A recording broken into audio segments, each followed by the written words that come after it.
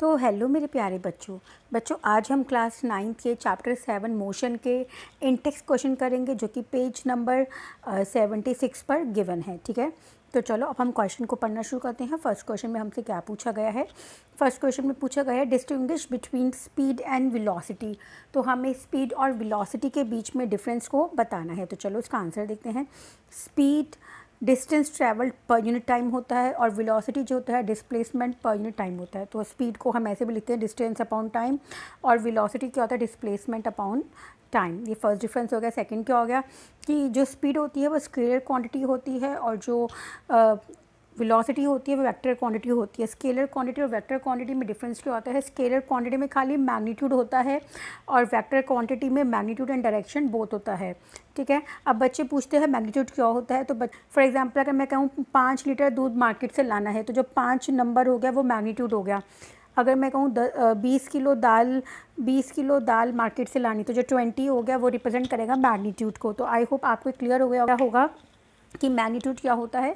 तो जो स्पीड होती है उसमें खाली मैग्नीट्यूड होता है, मतलब वो स्केलर क्वांटिटी है, और वेक्टर क्वांटिटी में वो होती है जिसमें मैग्नीट्यूड एंड डायरेक्शन दोनों होती हैं। ठीक है, और speed is always positive speed. बच्चों जो स्पीड होती है वो हमेशा पॉजिटिव होती है। क्यों?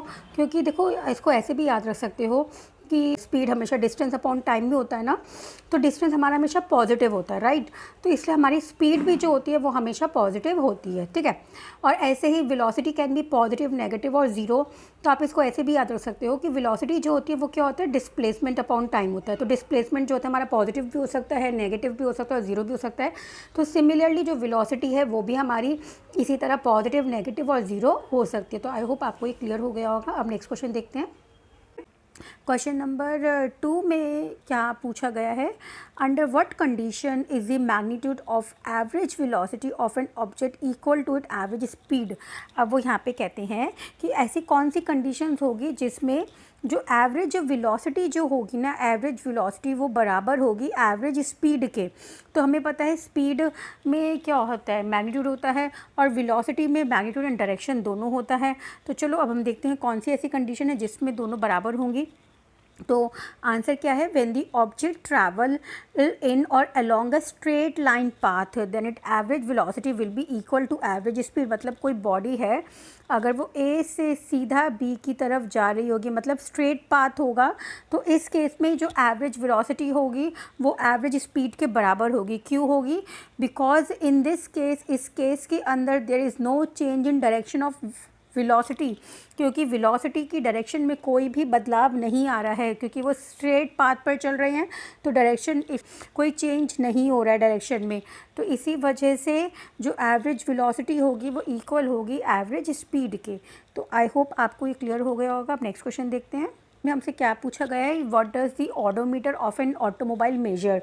अब जो किसी भी ऑटोमोबाइल के अंदर जो ओडोमीटर होता है वो क्या मेजर करता है? तो बच्चों जो ओडोमीटर होता है it measure the distance travel by an automobile. Meter जो होता है बच्चों वो बताता है कि मतलब उस ऑटोमोबाइल ने अब तक कितना डिस्टेंस ट्रैवल्ड कर लिया है, तो ओडोमीटर उसको बताता है। ठीक है बच्चों, अब नेक्स्ट क्वेश्चन देखते हैं।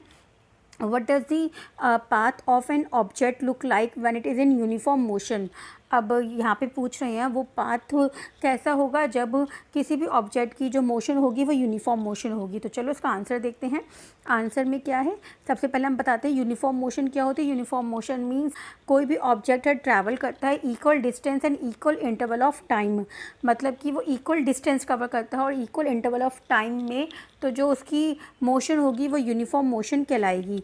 तो अब हमारे जो यूनिफॉर्म मोशन होगी उसके अंदर हमें बताना है कि जो यूनिफॉर्म मोशन जो होगी उसके अंदर पाथ कैसा होगा। तो बच्चों यूनिफॉर्म मोशन के अंदर हमारा जो पाथ होगा वो स्ट्रेट लाइन पाथ होगा। ठीक है, नेक्स्ट क्वेश्चन में क्या है?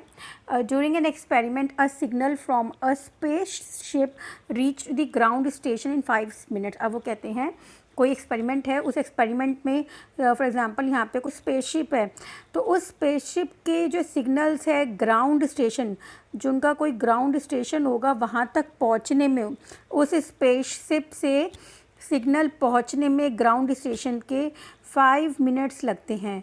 तो ये क्वेश्चन समझ में आ रहा है? तो कह रहे during an experiment a signal from a spaceship reach the ground station 5 minutes.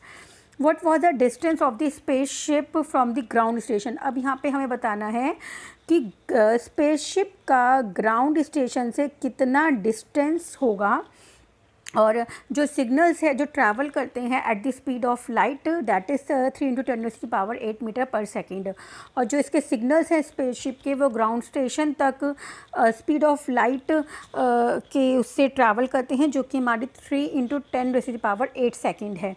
तो चलो अब इसका आंसर देखते हैं। अब हमें यहाँ पे जो स्पीड दे रखी है, given speed of signal 3 × 10⁸ metre पर सेकेंड दे रखी है, और जो टाइम लगता है स्पेसशिप के सिग्नल्स को ग्राउंड स्टेशन तक पहुँचने में 5 मिनट्स लगता है, राइट।